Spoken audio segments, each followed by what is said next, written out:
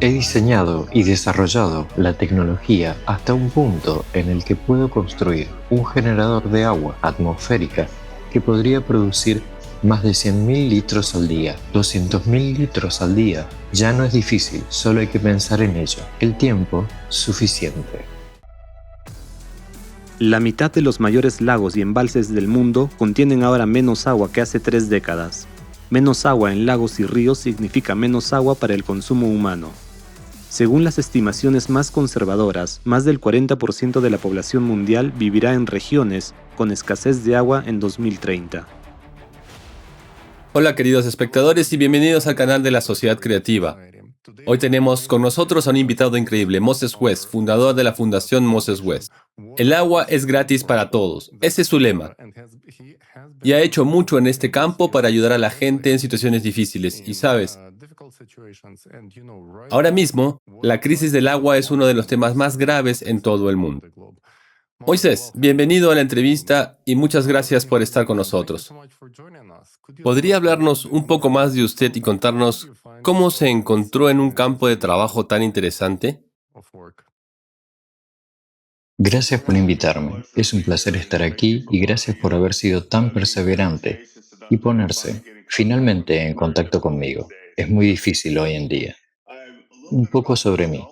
Soy hijo de militares. Mi padre estaba en el ejército y tuve una infancia única, diría yo, porque pude crecer en Alemania a finales de los años 50, principios de los 60, cerca del final de la Segunda Guerra Mundial.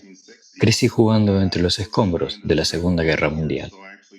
Viví en Alemania, aprendí a hablar alemán. Mi padre, como dije, estaba en el servicio. Luego regresamos a los Estados Unidos y vinimos a Texas. Y cuando me mudé a Texas de niño, vivíamos la llamaban la Tierra de los Mil Manantiales. Así que cuando era niño iba al bosque a jugar con mis amigos y podíamos bañarnos en pozos de agua azul cristalina. Podíamos sentarnos allí y beber el agua.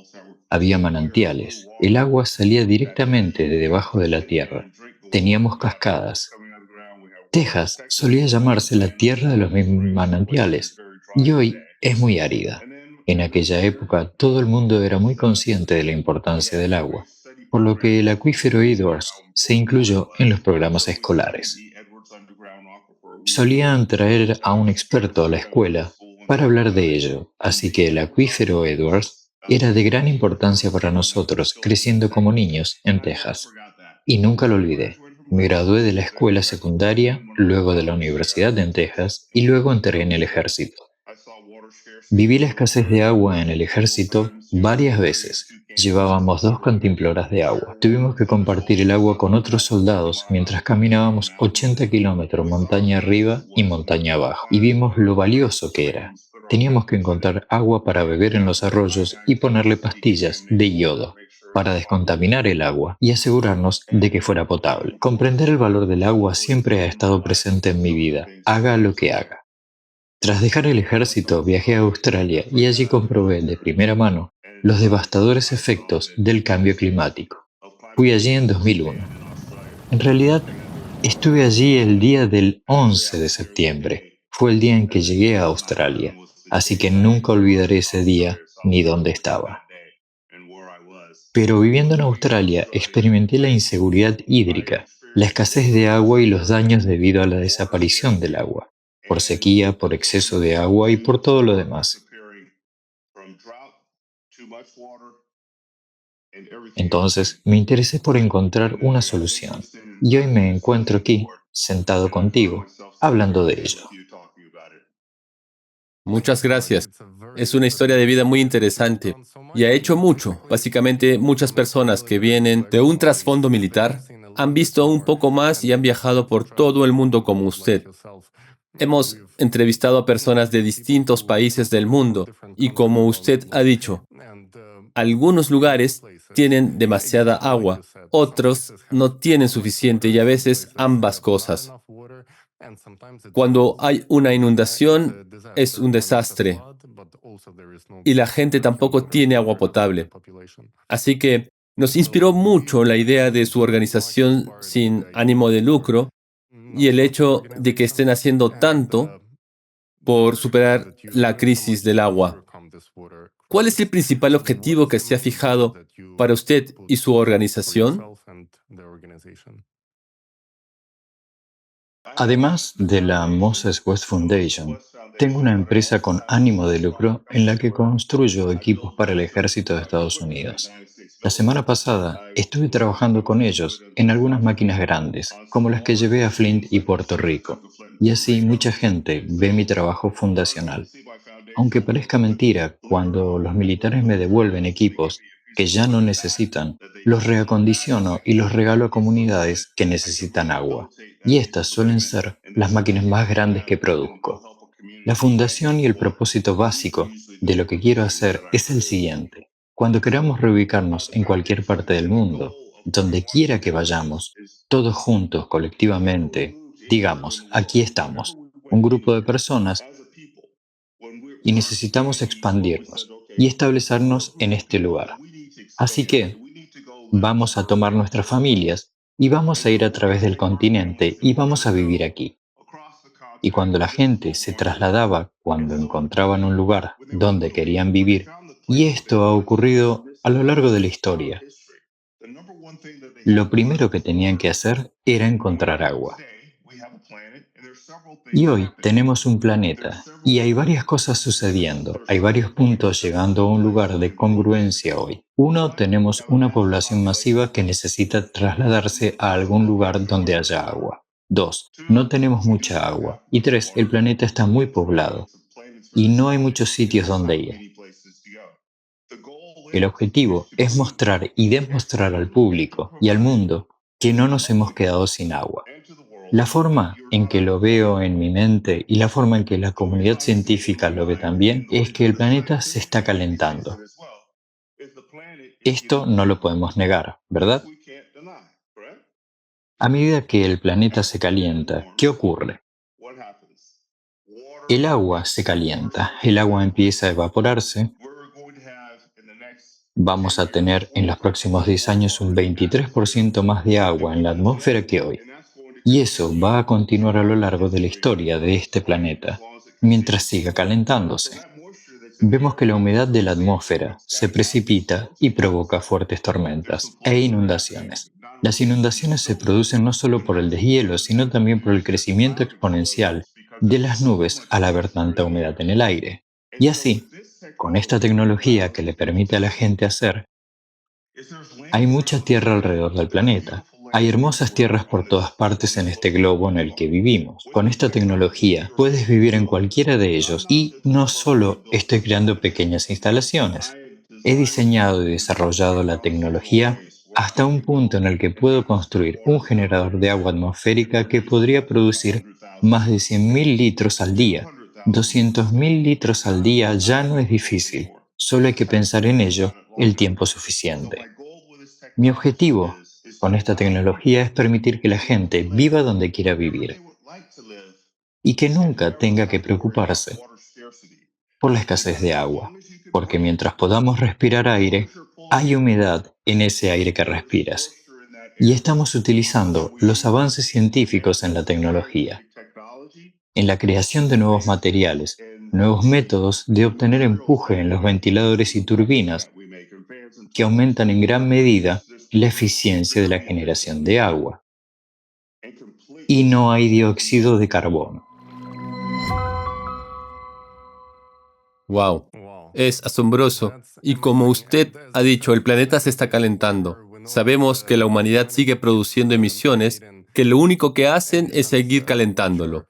Uno de los descubrimientos recientes que hemos hecho a través de varias entrevistas es que el factor antropogénico más subestimado es la contaminación de los océanos por microplásticos, porque los microplásticos atrapan el calor.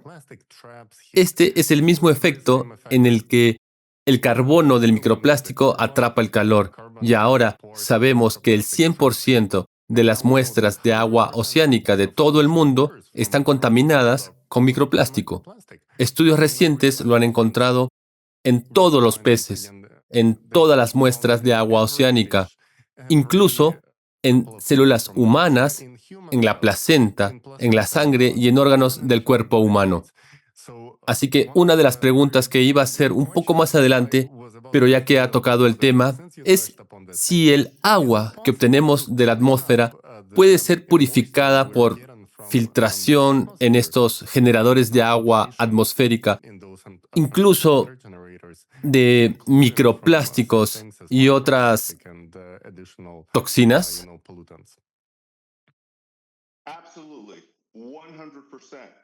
Absolutamente, 100%. El principio de funcionamiento del aparato es el siguiente. Primero se filtra el aire que entra en él. El agua se condensa a partir de la humedad del aire.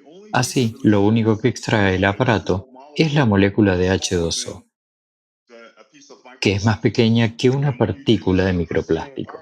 Además, si tomas aire de un ambiente limpio, cuando recibes agua, incluso antes de que empiece a fluir, pasa por un sistema de purificación, en la primera etapa, incluso antes de que llegue a la primera bomba de aspiración. Esta bomba no empuja, sino que aspira el agua. El agua pasa por un filtro micrónico que elimina las partículas pesadas. Luego va, antes de que el agua vaya al tanque en mis plantas grandes, y en plantas grandes, este proceso se verá igual incluso en una planta grande donde produzco 100.000 litros de agua al día. Pasa por varias etapas de filtración de micrón otra vez. No hay nada que vaya a permanecer en esa agua.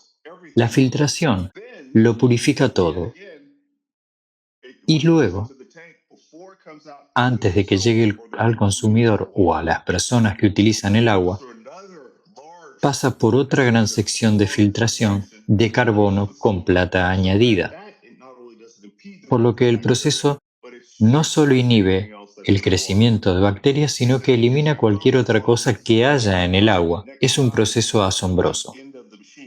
Así que lo que se obtiene al final es el agua más pura que puedas conseguir.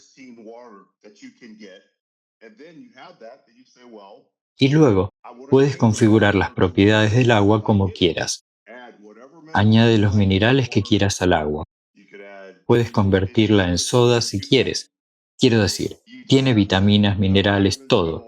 Es solo agua pura, sin microplásticos. Es increíble. Es increíble. Podemos limpiar zonas enteras. Me gustaría señalar algo, si no le importa. Hay tanto plástico en nosotros, cada persona ingiere tanto plástico cada año que se podría hacer una bolsa de plástico con él. Y en algunos países, incluso más. Nos afecta a nuestra salud. El plástico altera el sistema endocrino, afecta el nacimiento de los niños, afecta al peso al nacer, afecta mentalmente a las personas. Es muy perjudicial para la salud. Así que tenemos que empezar, porque no solo están en los alimentos, tenemos que empezar a aislar los lugares donde vamos a purificar el agua con mucho cuidado. Y todo esto es posible. Cultivar los alimentos con agua absolutamente pura. Y Dinamarca lo hace muy bien. Crecimiento vertical de alimentos con aire filtrado en el interior de los edificios. Porque esto es lo que le hemos hecho a nuestro planeta. Por eso, cuando compré alimentos en la tienda, pude tomar un pomelo, un aguacate, una berenjena, una zanahoria o un tomate y saber que no hay microplásticos en la superficie ni en el interior de la pulpa de las frutas y verduras.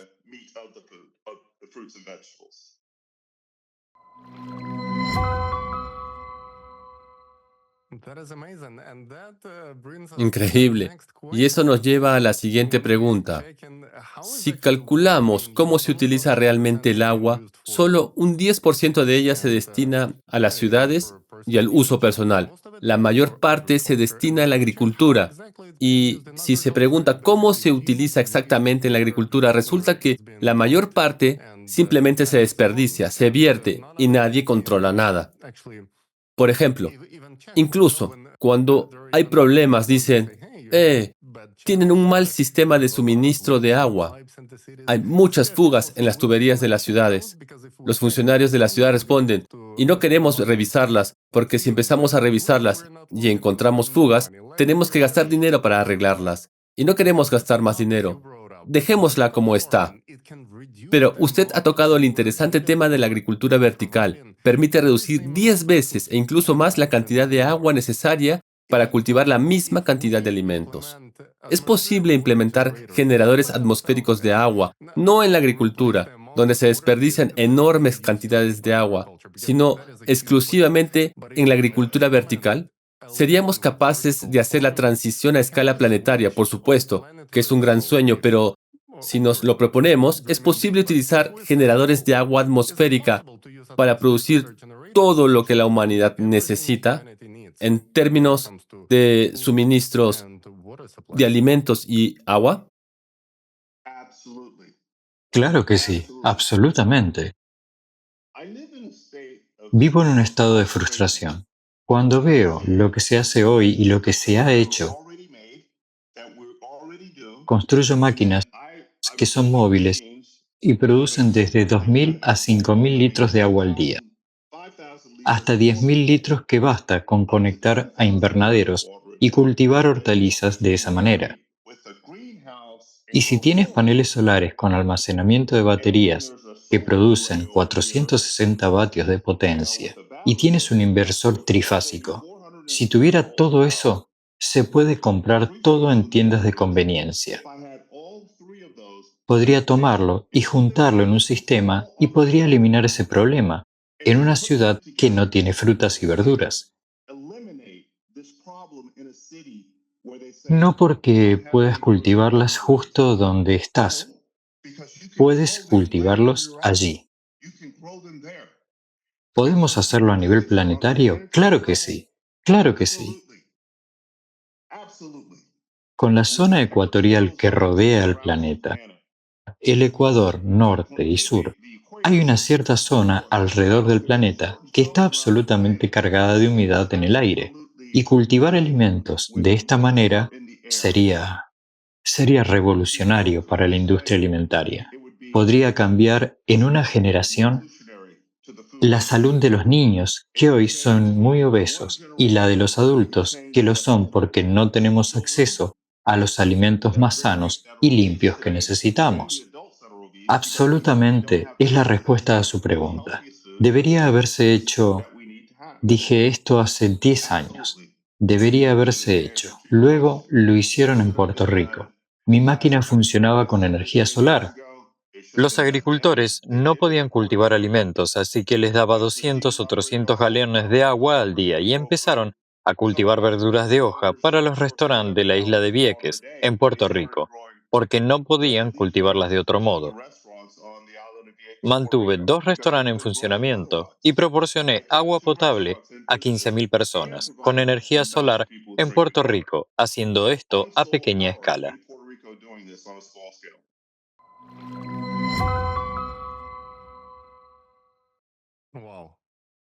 Wow, es increíble. Cuando se trata de nuevas tecnologías, la mayoría de la gente ni siquiera se da cuenta de que podemos obtener agua del aire. La gente empieza a hacerse preguntas, ¿por qué no lo hemos implantado todavía si es tan eficaz? ¿Cómo afecta al medio ambiente, etcétera? Y me gustaría saber más, sobre todo para los espectadores que oyen hablar de ello por primera vez. A veces dicen, ¿qué pasa con el medio ambiente? ¿Qué pasa con esto, con aquello? Ya lo ha dicho, no emite dióxido de carbono, así que esta tecnología no emite hidrocarburos a la atmósfera. ¿Puede decirnos algo más? ¿La introducción de generadores atmosféricos perjudica a la ecología o a nuestro medio ambiente?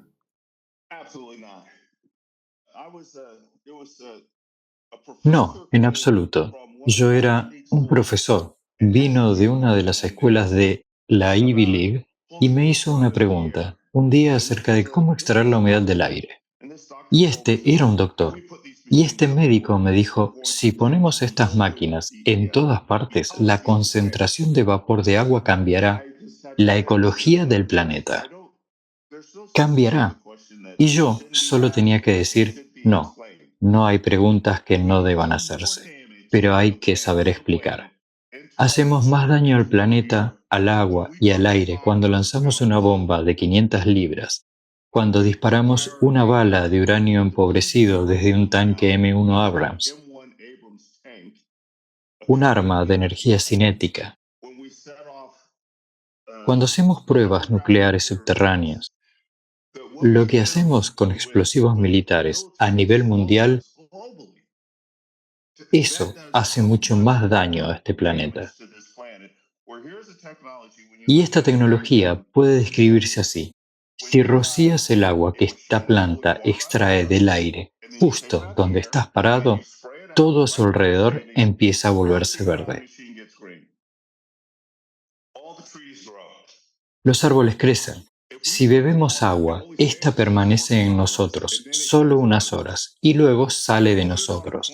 Si regamos una planta con ella, la planta la utiliza. Nos comemos la planta, el agua vuelve al sistema. Es más o menos así. El agua pasa por sí sola por delante de nosotros. La tomamos, cultivamos algo, nos alimentamos y el agua continúa su movimiento. Utilizamos el agua solo temporalmente. No tomamos al agua, como en la fracturación hidráulica, por ejemplo, y la hundimos en el suelo para no volver a verla nunca más. No, usamos la humedad que hay en el aire ahora mismo y la troposfera está a 10 kilómetros de altura. Es absolutamente 100% imposible para mí, sentado aquí en Illinois, junto a este lago gigante, el lago Michigan, cambiar la ecología del planeta. Si mi instalación está al lado del lago Michigan y si estás a menos de 2 kilómetros del lago, ni siquiera puedes ver mi instalación. Pero estás sentado en esta enorme masa de agua que se está evaporando. No puede hacerse ningún daño.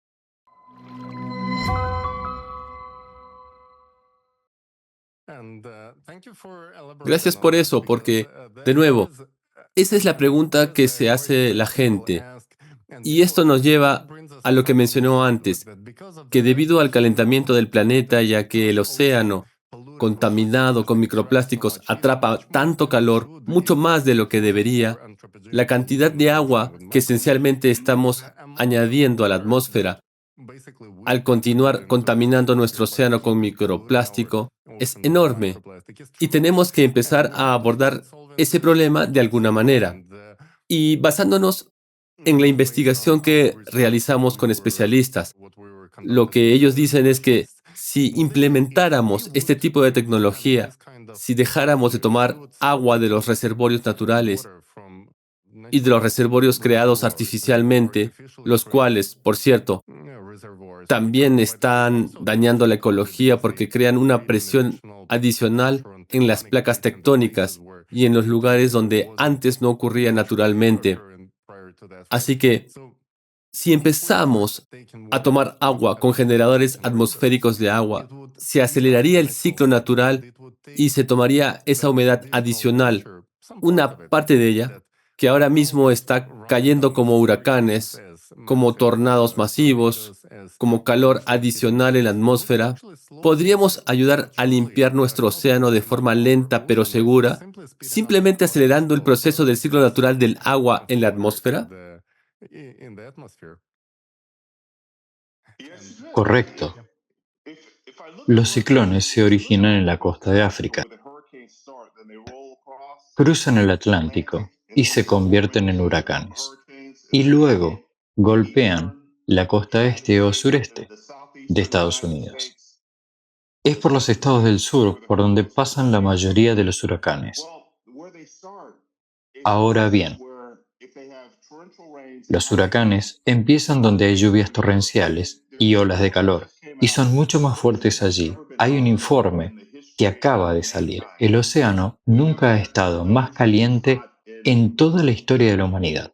Las temperaturas del océano no han sido tan altas en la historia conocida, ni siquiera hace millones de años. El océano se ha calentado mucho. Ahora, lo que eso me dice es que debería tener miedo. Hay mucho que temer, porque como el océano se ha calentado tanto, las tormentas van a ser mucho más fuertes. Pero si utilizas estas instalaciones, probablemente sea un poco fantasioso. Pero si fuera posible ahora mismo Utilizar esta tecnología que he creado y poner un generador del tamaño de un estadio donde se originan los huracanes y donde migra el agua, no sé qué pasaría. Tendría que ser investigado por varias universidades,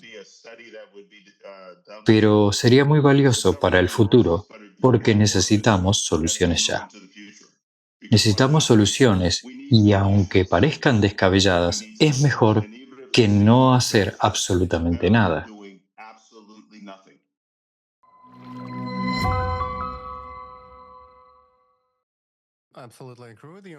Estoy totalmente de acuerdo con usted y esto es algo que hay que empezar a hacer. De nuevo, nunca hemos visto las consecuencias de nuestra inacción en lo que respecta al microplástico. No empezamos a contaminar sino hasta 1950, así que aún no han empezado las consecuencias. Pero ya vemos cómo usted acaba de decir, absolutamente correcto, que nunca hemos visto tal aumento de la temperatura del océano como ocurrió en 2023 y ahora 2024. Y vemos lo que está pasando cuando incluso los modelos de predicción de huracanes ya no funcionan.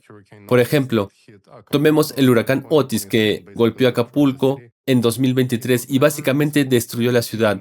Se suponía que nunca se intensificaría como lo hizo. En solo 12 horas pasó de tormenta tropical a categoría 5 para pasar de la nada al huracán más poderoso posible. Y ahora se habla de introducir una nueva categoría, la categoría 6, porque la categoría 5 ya no es adecuada para los huracanes que se esperan ahora. Y esto es lo que también me gustaría mencionar a los telespectadores, que su fundación ha ayudado con éxito a personas a superar crisis de agua como consecuencia de catástrofes naturales en 9 misiones diferentes. Ustedes son muy conocidos en todo el país, en Estados Unidos, al menos eso creo yo. Conocí su trabajo a través de la ciudad de Flint, Michigan, donde había una grave amenaza de contaminación del agua, y usted llegó con su equipo y básicamente repartió agua gratis a la gente para que pudieran llenar sus jarras con agua. ¿Podría contarnos un poco de esta historia? Y más en general, ¿cómo pueden los generadores atmosféricos de agua ayudar a la gente a superar crisis del agua potable, sobre todo ante las crecientes amenazas climáticas? Absolutamente. La misión Flint empezó cuando yo estaba en el ejército. Tenía las máquinas grandes en la base militar haciendo un programa de registro para los militares. El general me preguntó cuando ocurrió la crisis de Flint, me dijo, Moses, ¿qué harías? Y le dije, general, llevaría este sistema a Flint y me encargaría de la misión. Y de repente llegó el huracán María. Y cuando huracán María golpeó, eso fue aún más grave. Había un especial de noticias en la televisión y alguien me vio en la calle y dijo, me gustaría donar $1000 a su misión. Le dije, no puedo aceptar $1000 de ti porque no tengo forma de tomarlo. Soy una empresa con ánimo de lucro, trabajo para el ejército. Y mi abogado me dijo, crea una fundación, así que empecé una fundación. Llevé un sistema a Puerto Rico, hablaremos de eso más tarde.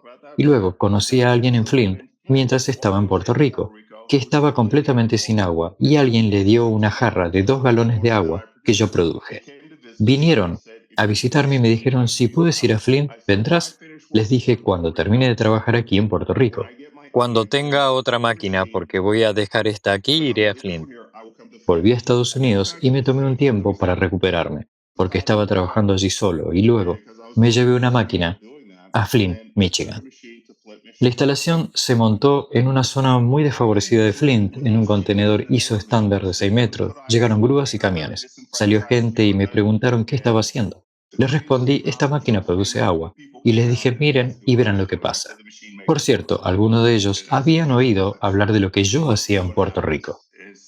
Así que sin más preámbulos, montamos este equipo juntos, porque quería que la gente aprendiera a manejar la unidad por sí misma, ya que normalmente la gente solo viene aquí a pedir.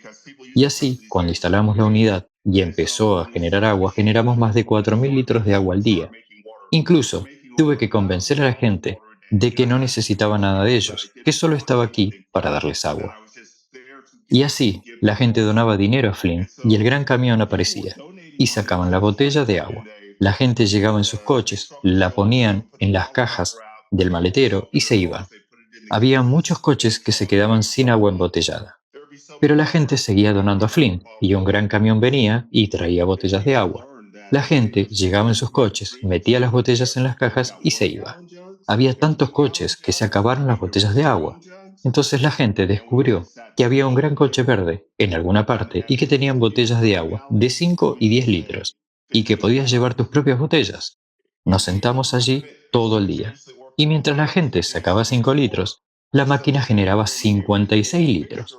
La máquina funcionaba todo el día, produciendo agua continuamente. Se convirtió en parte integral de la vida del barrio y tuvo un gran éxito. Donde estamos, la delincuencia bajó. Las bandas decidieron trabajar juntas, sus madres y padres venían a este lugar por agua, se convirtieron en un lugar de seguridad central para la comunidad. Y fue muy exitoso. Y cuando lo hicimos, fue absolutamente fenomenal. Y así, mientras el coche estuvo allí aparcado, no tuvieron que comprar ni una sola botella de plástico de agua. Wow, es increíble.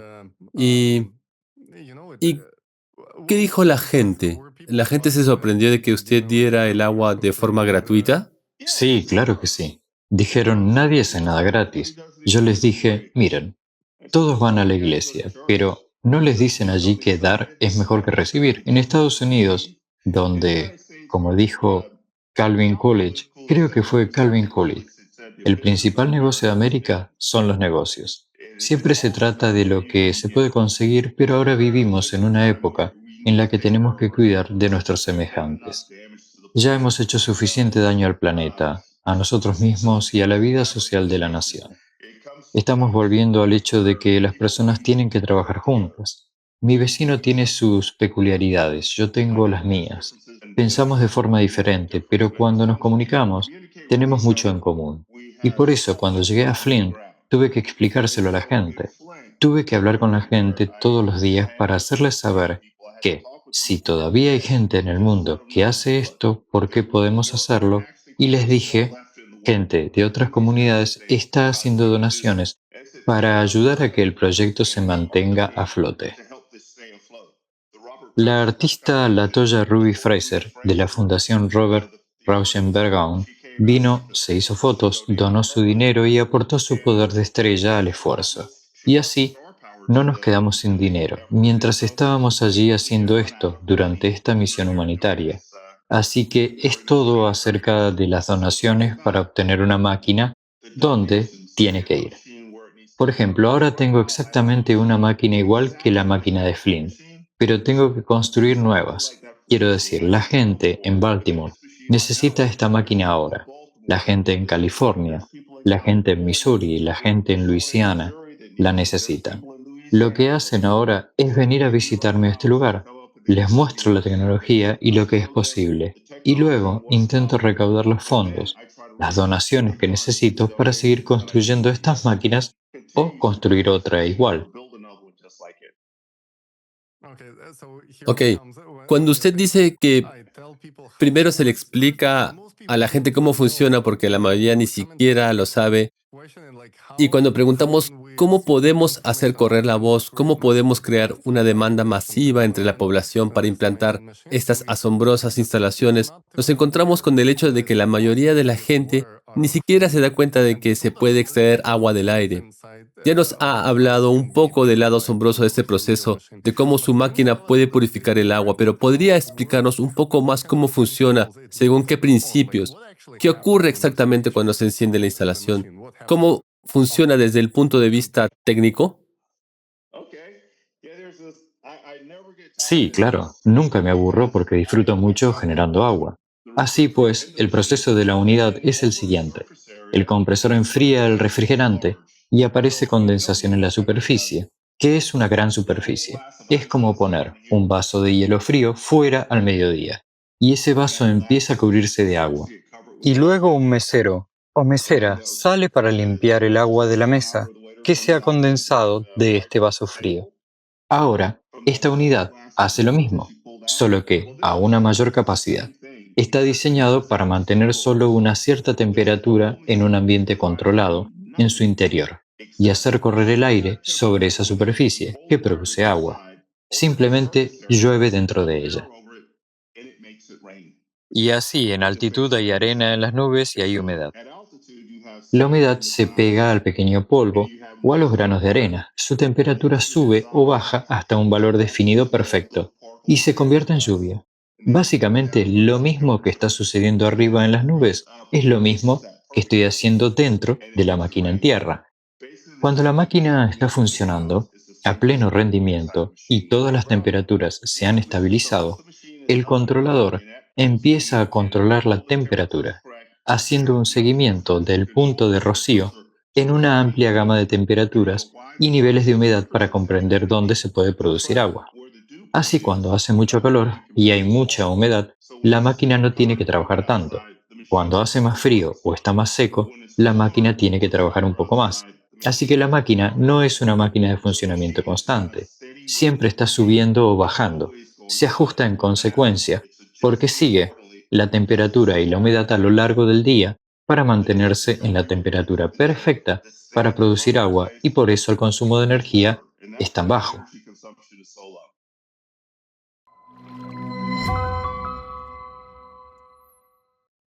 Vaya, justo cuando se trata del consumo de energía, esa es una de las preguntas que suele hacerse la gente. Si es una tecnología impresionante, pero ¿qué pasa con el consumo de energía? ¿Cuánta energía consume en comparación con otros dispositivos?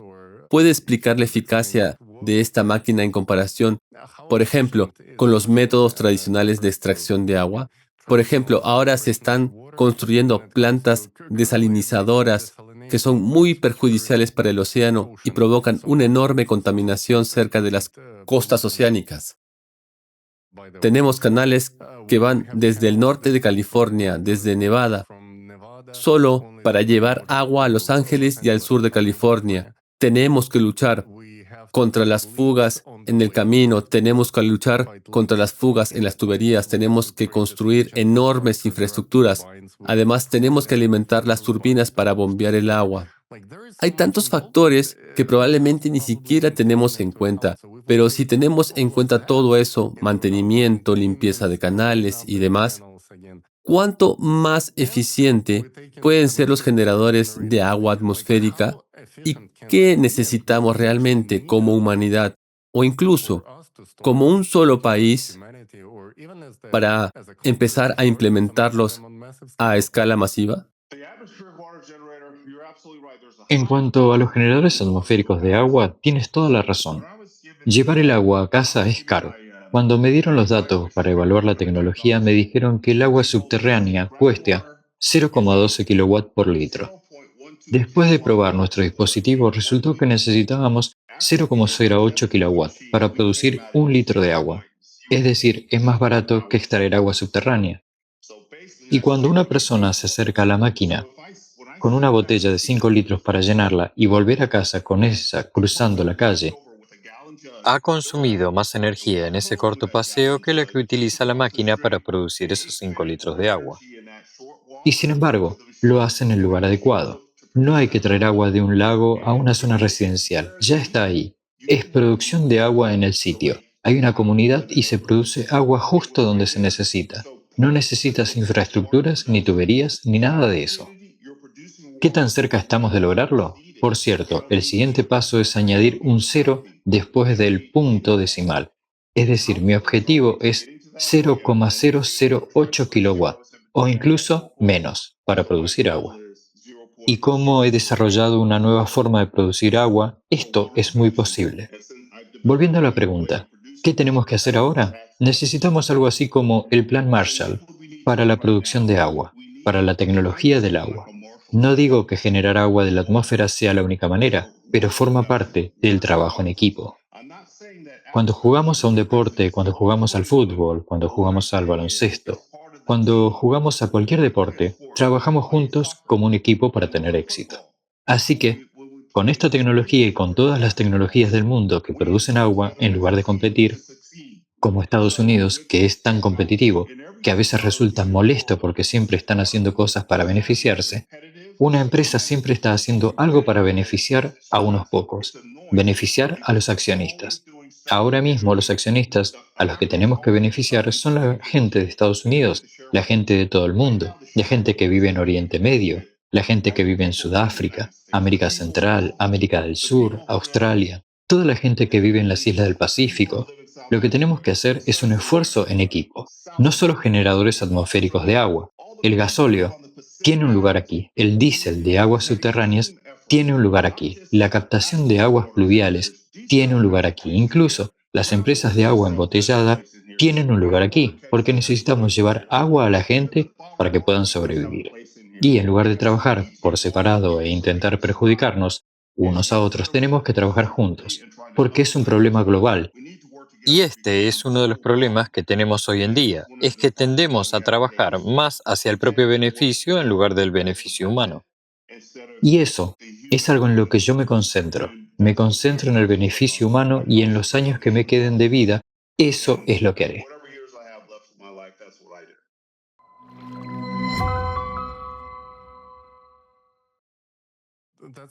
En realidad es un tema muy serio el que estás tocando ahora. Sabes, incluso con la sociedad creativa, que es nuestro proyecto de voluntariado, empezó a partir de un cuestionario, sí, empezó a partir de una encuesta masiva. Preguntamos a personas de todo el mundo en qué tipo de sociedad le gustaría vivir y la respuesta más común fue en una sociedad donde la vida humana sea el valor más importante, no el dinero, no los intereses políticos, sino donde la vida humana esté por encima del dinero y los beneficios. Es así de sencillo.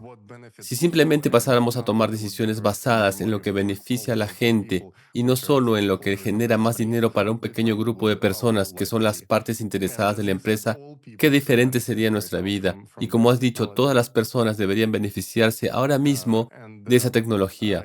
Cuando estás hablando de competencia y demás, también sabemos que en Flint, en el mismo Flint, su máquina fue objeto de vandalismo. Sí, ¿Puedes contarnos un poco más sobre eso? Porque sé por las redes sociales que alguien estropeó el generador. Sabían exactamente lo que estaban haciendo, así que probablemente no era gente al azar. ¿Podrías decirnos algo más al respecto? sí, puedo. Pensé que había asegurado bien la máquina. El daño que le hicieron a la máquina era un daño que haría que la máquina funcionara, pero con el tiempo la destruiría. Y así fue. Destruyó mi compresor y estropeó el generador. Pero esta historia trata realmente de la perseverancia mostrada por la gente de Flint. Conmigo estaban Otis, Cheatham y Pandy Welch, dos personas de la zona, y arreglamos el equipo. Incluso hicimos que enviaran a la ciudad de Flint el compresor de mi antigua unidad de Puerto Rico, que pesaba 200 kilos. Reparamos esa máquina en ese campo en una semana y la volvimos a poner en funcionamiento. La gente no lo sabe. Dicen que la máquina se destruyó y se quedó parada. La verdadera historia es que reparamos esa máquina en el sitio y eso es algo que realmente habría que hacerse en un taller. Es un trabajo muy delicado, pero nos quedamos allí en ese campo y lo hicimos y conseguimos que volviera a funcionar. Lo que he visto en diferentes empresas es que ahora cada vez que voy a un sitio, como hay presencia en las redes sociales, hay cierta notoriedad detrás de lo que estoy haciendo. Hay otras empresas que quieren hacerlo. Llevo 10 años diciéndolo. Hacia esto es a lo que tenemos que avanzar. He estado trabajando estrechamente con los militares para ponerlo en práctica, y lo que encuentro ahora es que las empresas te seguirán a donde vayas. Hay una empresa que hace paneles solares. Hay empresas que construyen generadores de agua ellos mismos. Y si publico un post sobre ir a algún sitio o he estado en varios sitios, en realidad vienen a la misma zona y publican junto a mí. Entonces, me entero, pero no me interesa el espionaje industrial. Estoy aquí para hacer el bien y ayudar a la gente. Así que lo siento, pero no es lo que quiero hacer, así que tengo que irme. Les dije, si quieren tomar las riendas de este lugar, si quieren hacer este trabajo ya que les he dado la publicidad que necesitan, háganlo. Por favor, por todos los medios, hagan lo que puedan. Pero si es una industria puede ser una industria muy nefasta y muy despiadada porque la gente está empezando a ver cuáles pueden ser los márgenes de beneficio. Pero en lugar de fijarse en los márgenes de beneficio, yo solo ruego a la gente, por favor, por favor, por favor, miren la humanidad de lo que se puede hacer. Miren la humanidad y lo que pueden hacer por la gente después de los huracanes, como cuando tuvieron el descarrilamiento del tren aquí en Ohio. Miren lo que podrían haber hecho por la gente. Miren a la gente de Texas. Miren a la gente en California. Miren a la gente en el centro de la ciudad donde pueden cultivar alimentos, ser 100% sostenibles. El planeta está cada vez más caliente. El agua está contaminada. Miren todo el bien que se puede hacer. Y detener esta carrera masiva para maximizar los beneficios de los accionistas codiciosos.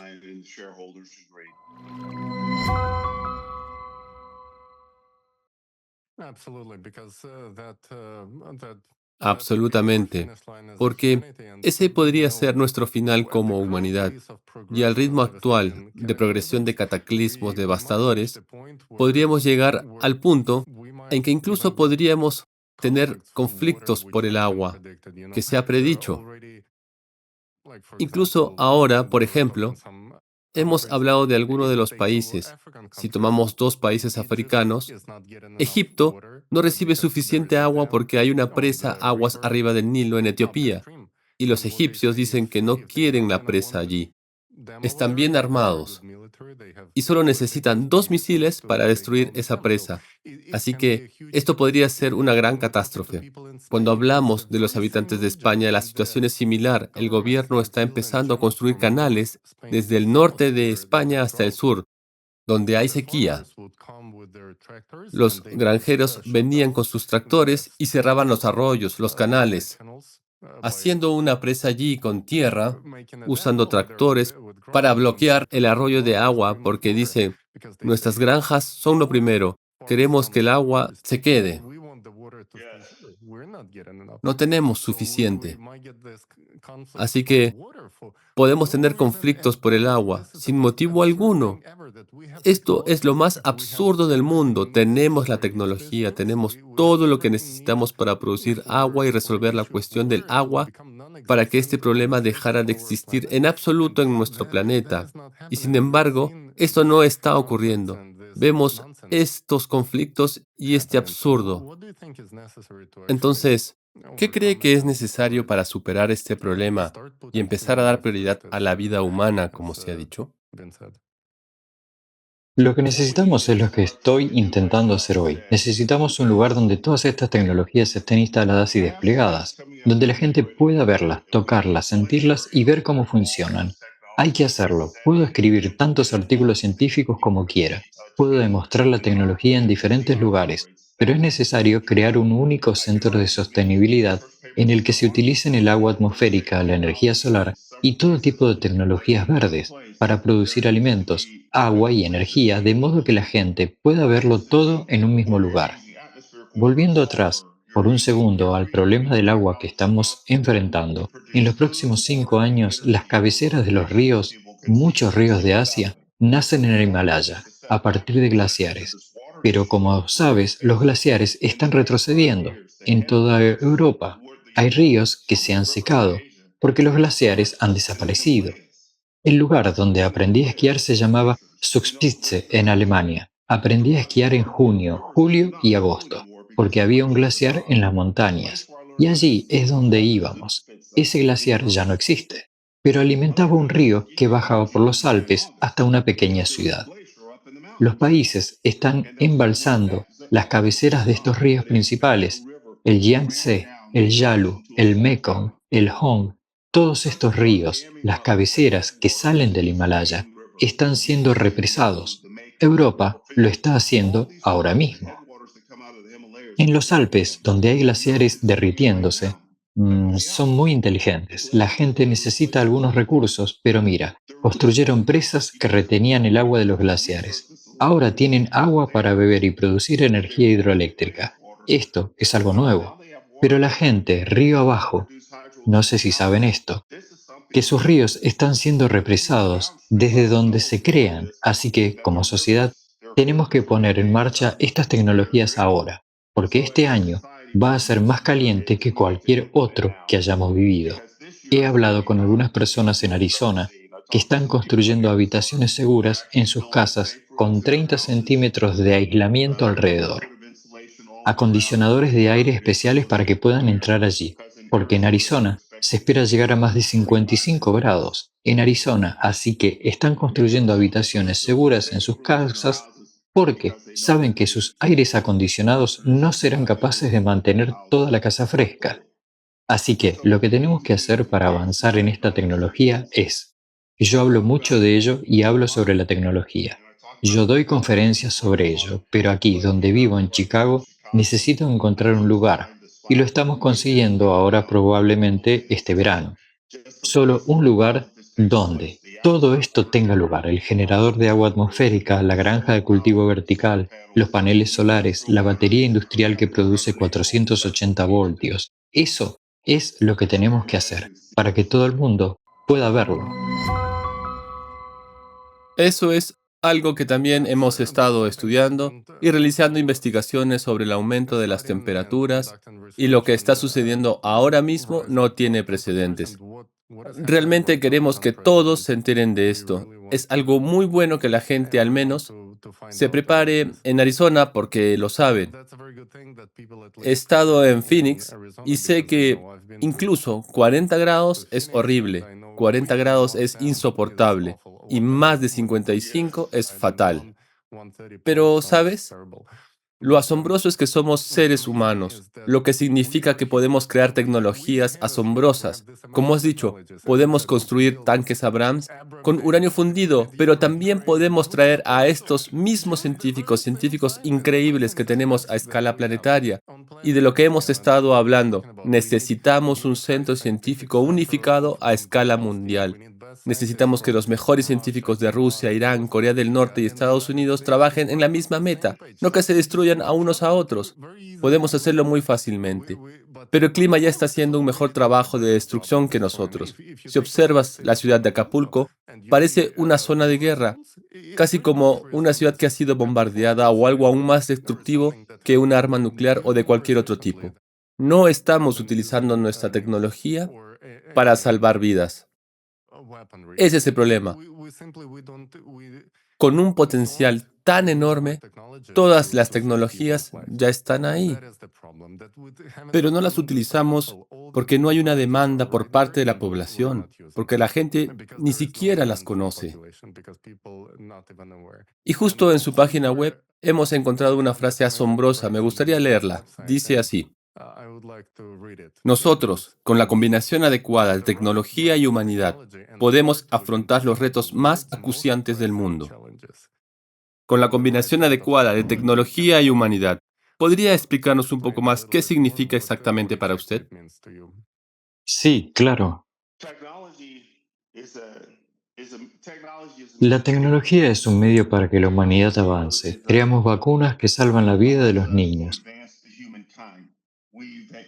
Desarrollamos cirugías que salvan la vida de las personas. De hecho, me gusta lo que Jonas Salk hizo con la vacuna contra la polio.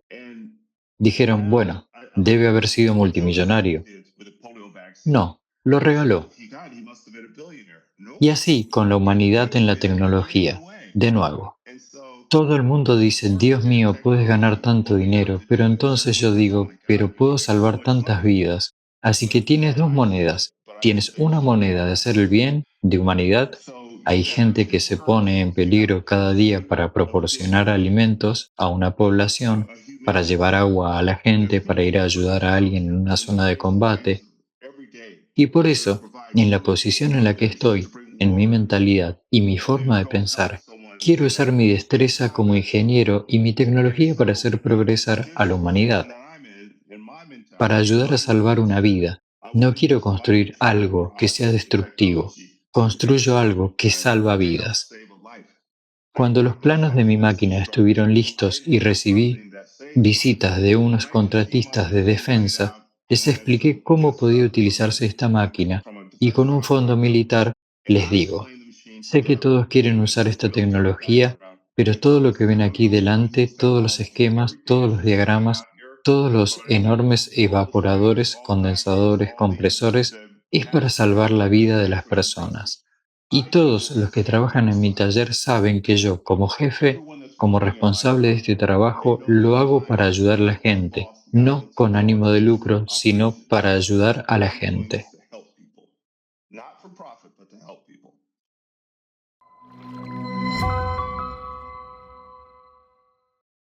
Es asombroso y realmente podemos verlo a través de tu trabajo y de todas las misiones que realizaste, a través de todas las personas a las que ayudaste cuando más lo necesitaban. Y por desgracia, ahora mismo habrá cada vez más demanda de gente que sufre escasez de agua. Y hemos estado intentando hacer llegar este mensaje a la gente.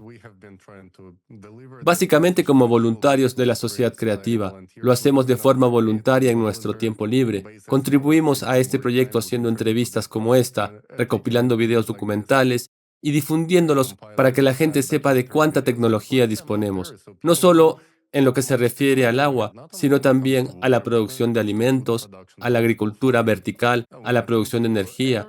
Tenemos generadores sin combustible e hicimos un cortometraje sobre ellos. Y el año pasado hubo una conferencia en Suiza a la que también asistieron nuestros voluntarios.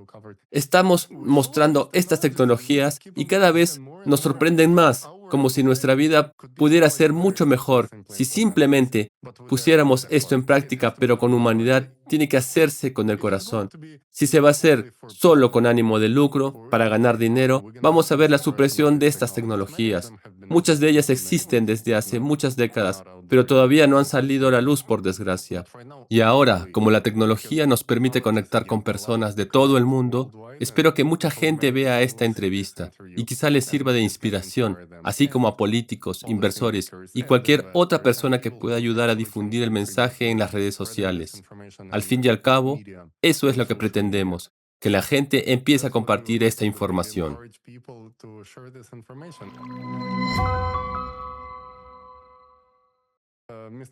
Señor West, muchas gracias por estar hoy con nosotros. Ha sido increíble. Una entrevista tan inspiradora. Tu postura de seguir haciendo tu trabajo a pesar de todos los obstáculos es impresionante. No fue fácil, pero de nuevo, como con Flint, cuando reparaste la máquina de nuevo y la pusiste en marcha solo en una semana. Estoy seguro de que tienes muchas historias de vida increíbles que demuestran que, con el deseo y la actitud adecuada, todos podemos lograr resultados asombrosos. Muchas gracias por estar hoy con nosotros. Gracias a ustedes, gracias por recibirme.